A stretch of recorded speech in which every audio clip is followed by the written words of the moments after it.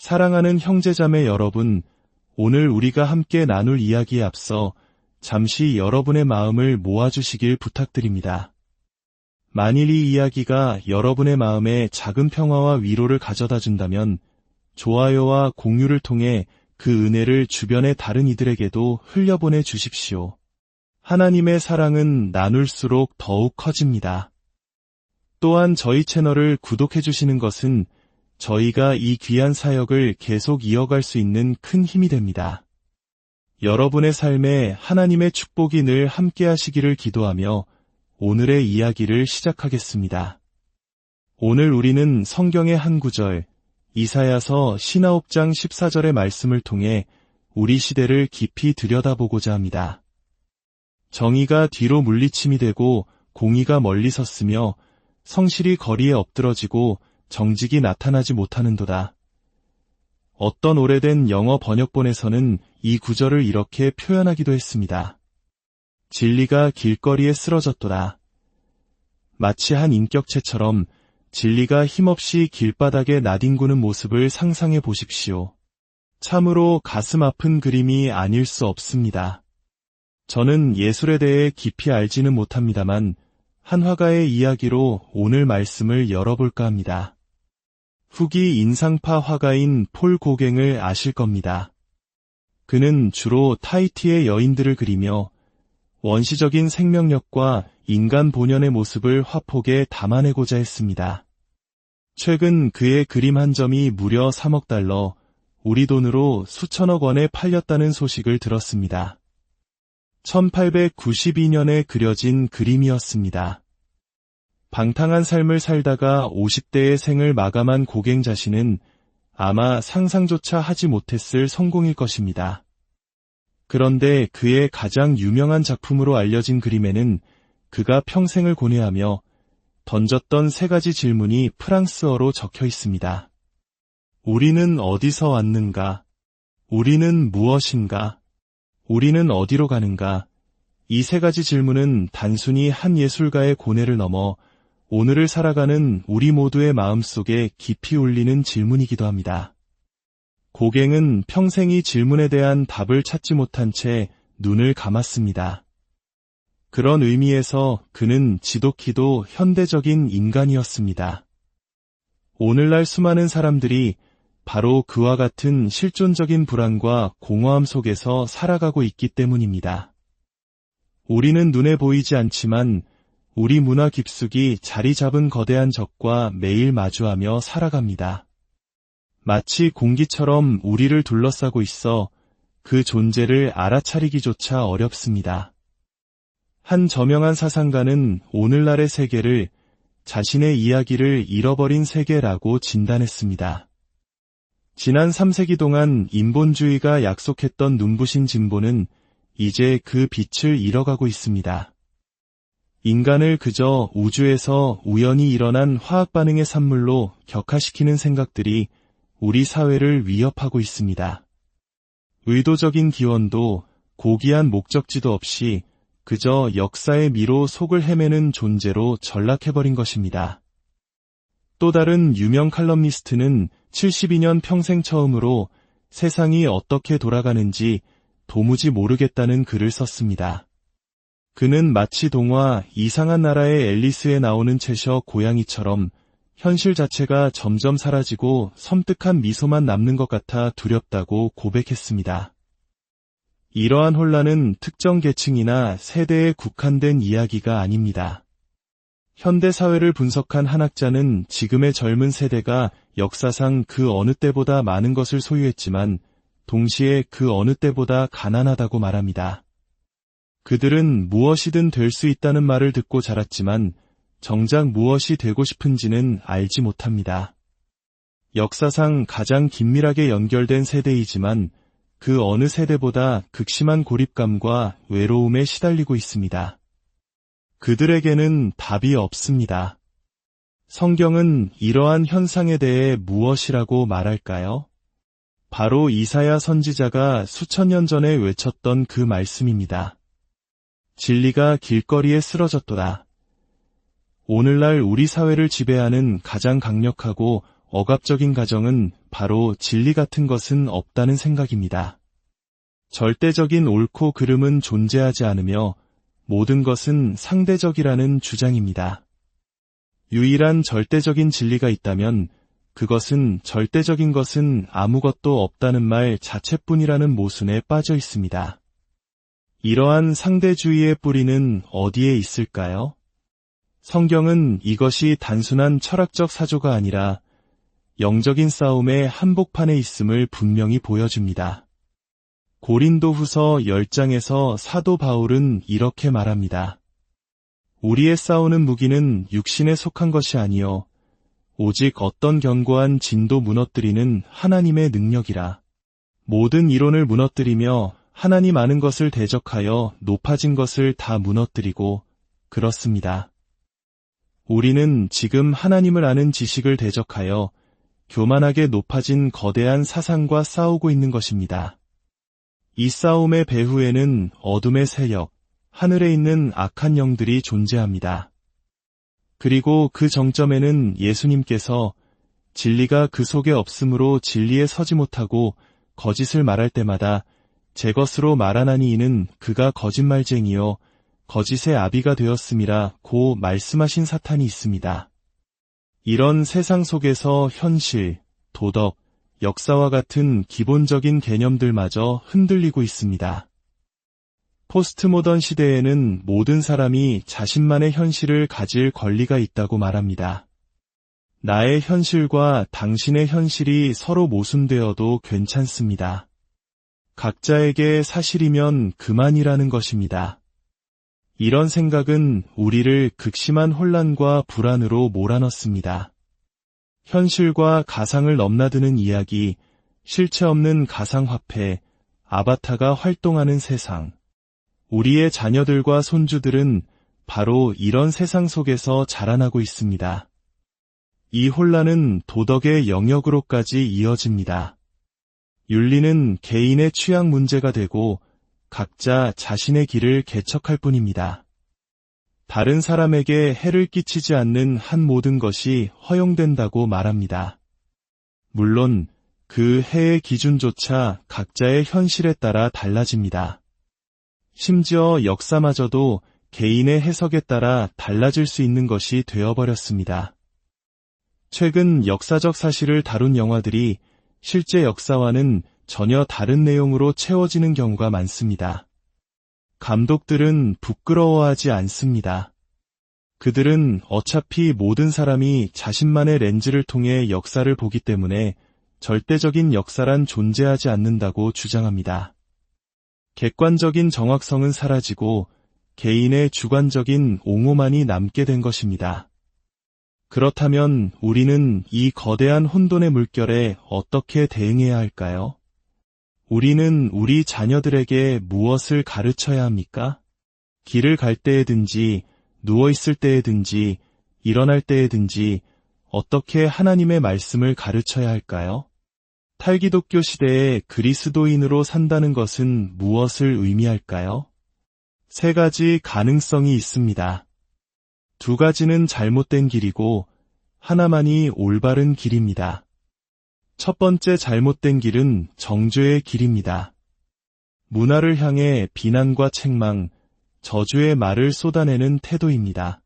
저는 오래전 한 목사님이 이 나라는 지옥으로 가고 있다고 선언하는 것을 들은 적이 있습니다. 그런데 가장 충격적이었던 것은 그 말을 하는 그의 얼굴에 슬픔이나 눈물이 전혀 없었다는 사실입니다. 그는 오히려 그 상황을 즐기는 것처럼 보였습니다. 사도 바울은 디도에게 편지하며 이교도 문화 속에서 살아가는 성도들에게 이렇게 권면합니다. 통치자들과 권세 잡은 자들에게 복종하며 순종하며 모든 선한 일 행하기를 준비하게 하며 아무도 비방하지 말며 다투지 말며 관용하며 범사의 온유함을 모든 사람에게 나타낼 것을 기억하게 하라. 우리를 향한 하나님의 부르심은 세상을 향한 정죄가 아니라 온유함과 관용을 보이는 것입니다. 예수님의 제자들 중에도 이런 실수를 저지른 이들이 있었습니다. 올해의 아들들이라 불렸던 야고보와 요한은 자신들을 환영하지 않는 사마리아 마을을 향해 주여, 우리가 불을 명하여 하늘로부터 내려 저들을 멸하라 하기를 원하시나이까라고 물었습니다. 그들은 하나님의 능력으로 세상을 심판하고 싶어 했습니다. 그러나 예수님은 그들을 꾸짖으셨습니다. 우리는 스스로의 마음을 지켜야 합니다. 내가 하나님을 믿지 않는 무신론자와 다른 유일한 이유는 오직 하나님의 은혜 때문임을 잊어서는 안 됩니다. 그 사실을 망각하는 순간 우리는 판단하고 정죄하는 바리새인이 되고 맙니다. 두 번째 잘못된 길은 타협의 길입니다. 세상 문화에 맞추기 위해 복음의 본질을 희석시키는 태도입니다. 20세기 중반 한 신학자는 신학적으로는 모호하고 무해하게 타협하는 복음의 위험성을 경고했습니다. 그는 그것이 더 이상 복음이 아니라고 외쳤지만 많은 이들이 그 경고에 귀를 기울이지 않았습니다. 역사적으로 자유주의 신학은 세상의 지성인들에게 인정받기 위해 성경의 핵심 교리들을 하나둘씩 포기했습니다. 창조가 비과학적으로 보이면 창조기사를 신화로 만들고 예수님의 피로 말미암는 속죄가 야만적으로 느껴지면 그 의미를 축소하고 부활이 비이성적으로 보이면 그것을 영적인 경험으로 바꾸어 버렸습니다. 그 결과는 무엇이었습니까? 텅 비어버린 교회들이었습니다.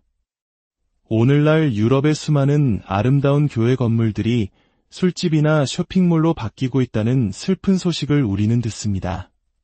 한때 위대한 신앙의 유산을 자랑했던 땅에서 무슨 일이 일어났던 것일까요?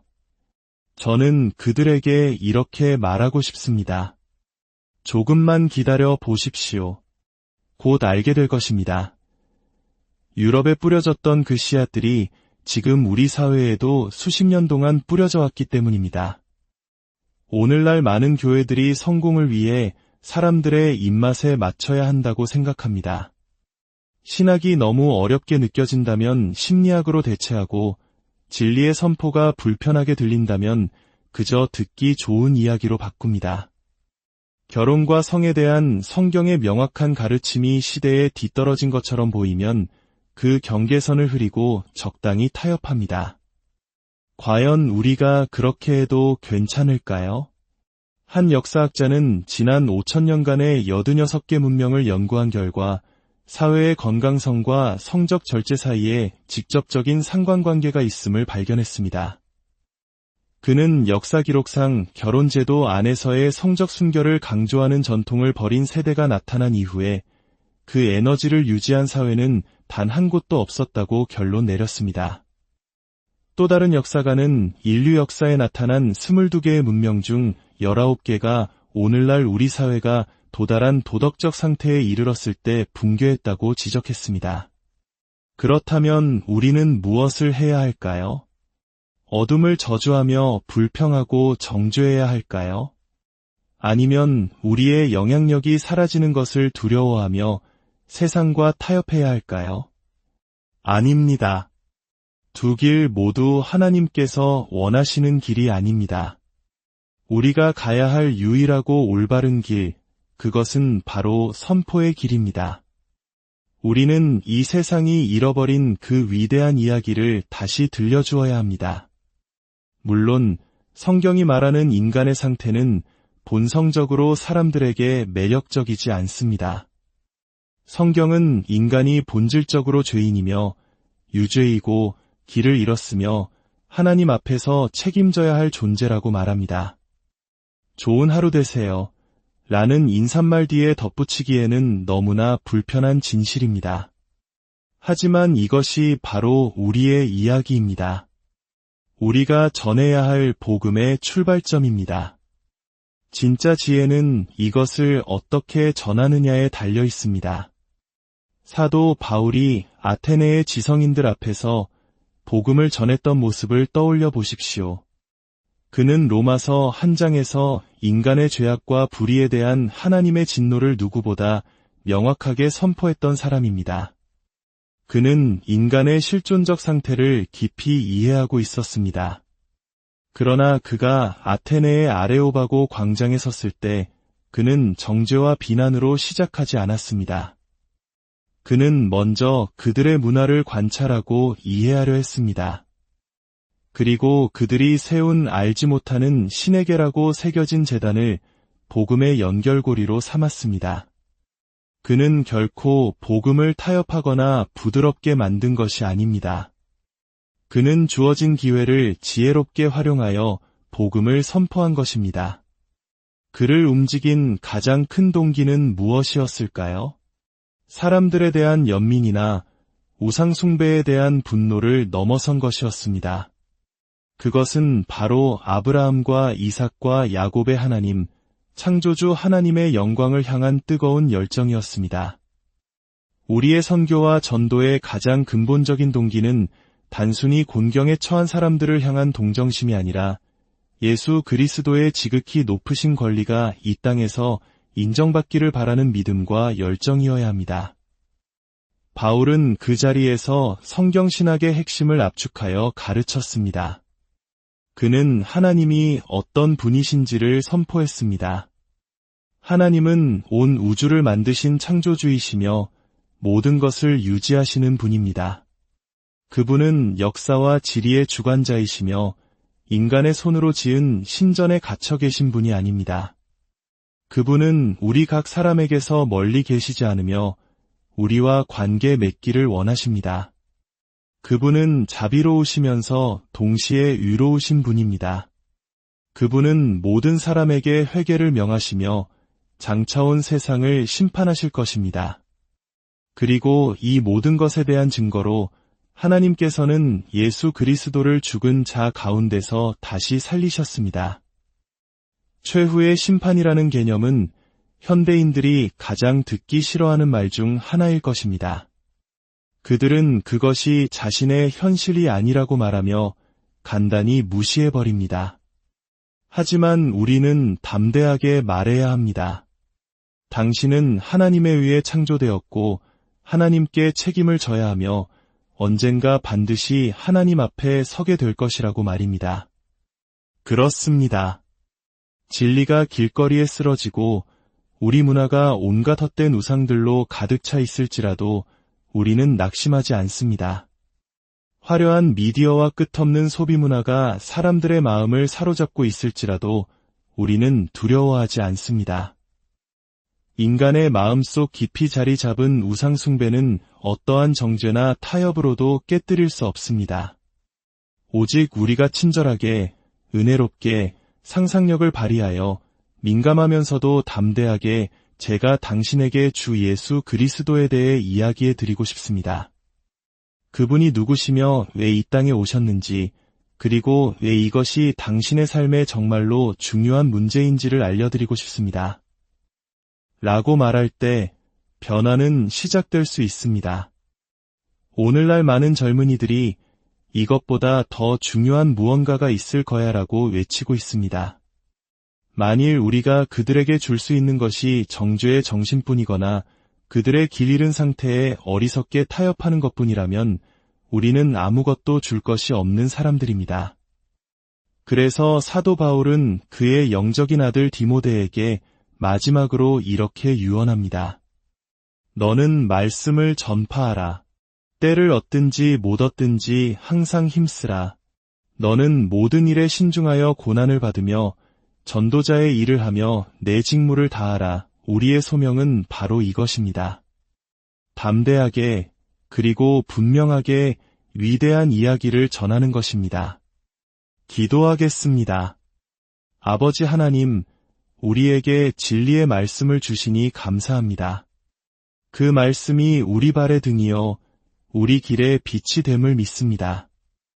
혼탁한 세상 속에서 길을 잃지 않도록 당신의 진리로 우리를 인도하여 주시옵소서.